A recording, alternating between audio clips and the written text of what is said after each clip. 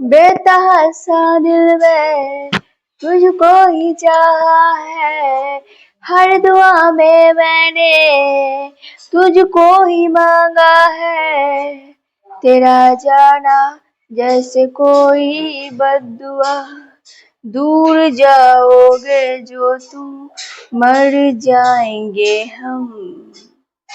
सनम तेरी कसम हो, सनम तेरी कसम, सनम तेरी कसम हो, सनम तेरी कसम।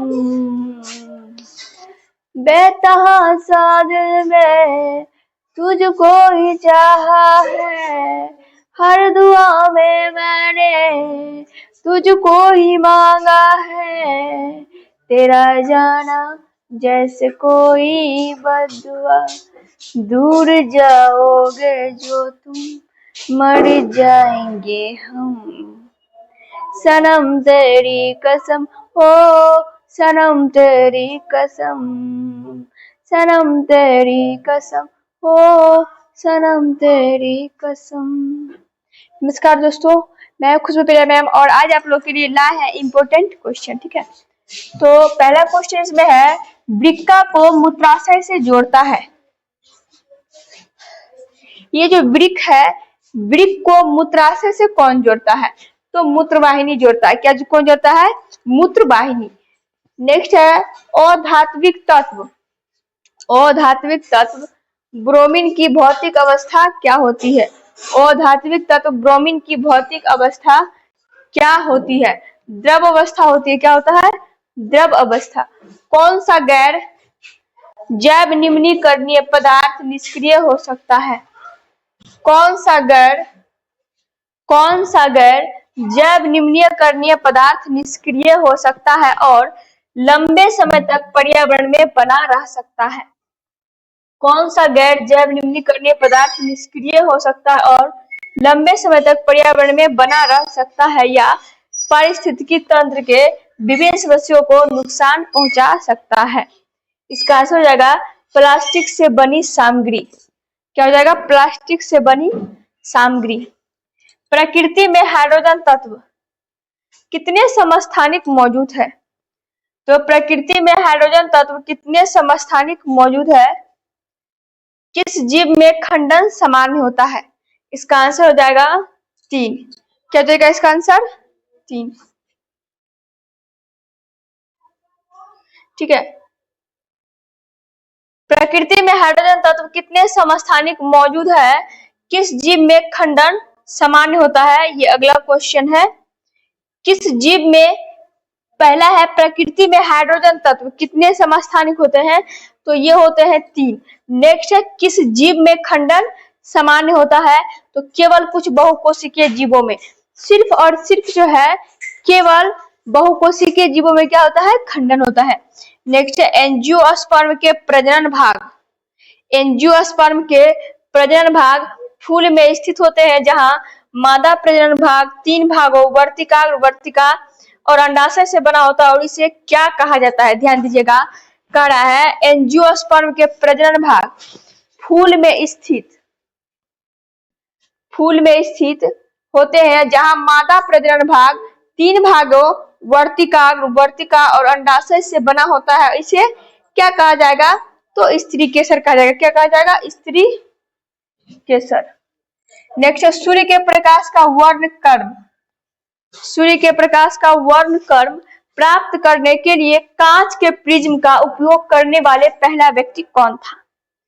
तो सूर्य के प्रकाश का वर्णक्रम प्राप्त करने के लिए कांच के प्रिज्म का उपयोग करने वाले पहले व्यक्ति कौन था? तो आइजैक न्यूटन। कौन था? Isaac Newton. चिन्ह परिपाटी के अनुसार उत्तल लेंस की फोकस दूरी धनात्मक होती है।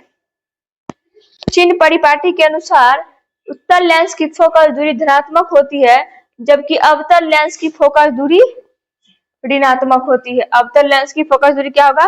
ऋणात्मक। यदि किसी बीम की स्थिति अवतल दर्पण के मुख्य फोकस और ध्रुव के बीच है, तो बनने वाला प्रतिबिंब कैसा होगा? यदि किसी बीम की स्थिति अवतल दर्पण के मुख्य फोकस और ध्रुव के बीच है तो बनने वाला प्रतिबिंब कैसा होगा? आभासी, सीधा और बड़ा। कैसा होगा? आभासी, सीधा और बड़ा। सर-ग्रीक विवाद। सर-ग्रीक विवाद भारत और किस पड़ोसी देश के बीच लंबे समय से चला आ रहा सीमा विवाद है? सर-ग्रीक विवाद भारत और किस पड़ोसी देश के बीच लंबे समय से चला आ रहा है सीमा विवाद है, तो यह है पाकिस्तान। क्या है? पाकिस्तान। मस्तिष्क का वह भाग, सोचने वाला भाग कौन सा है? मस्तिष्क का वह भाग, सोचने वाला भाग कौन सा है जो विभिन्न ग्राही से संवेदी आवेग सूचनाएं प्राप्त करता है? इसका आंसर हो जाएगा अग्र मस्तिष्क। क्या हो जाएगा? अग्र मस्तिष्क।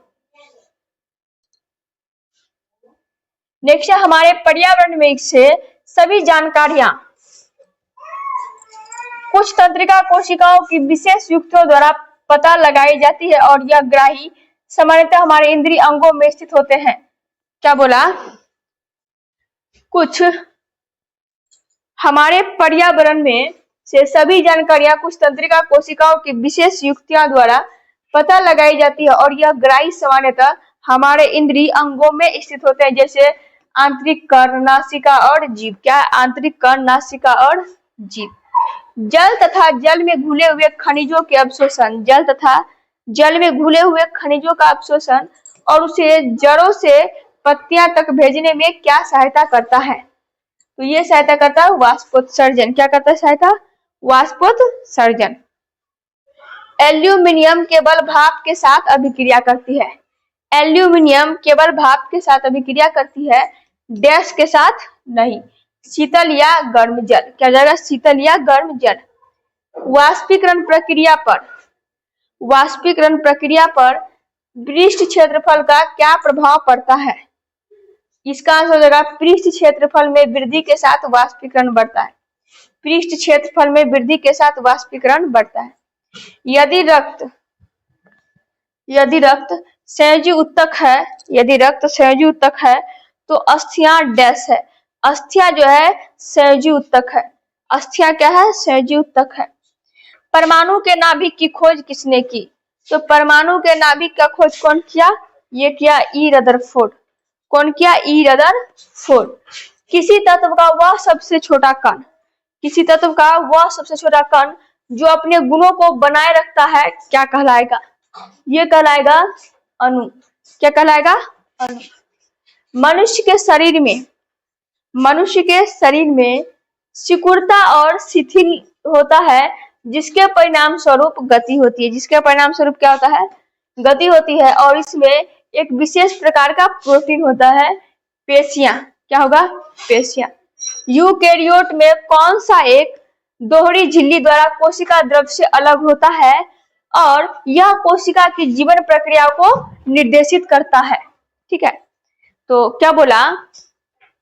यूकेरियोट में कौन सा एक दोहरी झिल्ली द्वारा कोशिका द्रव्य से अलग होता है और यह कोशिका की जीवन प्रक्रिया को निर्देशित करता है?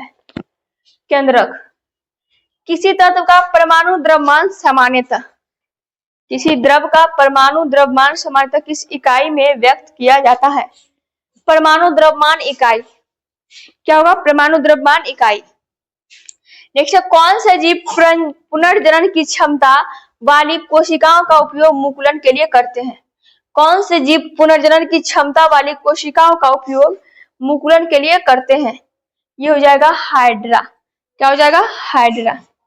विविक्त ऊर्जा स्तरों में, विविक्त ऊर्जा स्तरों में नाभिक की परिक्रमा करने वाले इलेक्ट्रॉन के साथ परमाणु का ग्राह्य मॉडल किसने विकसित किया था?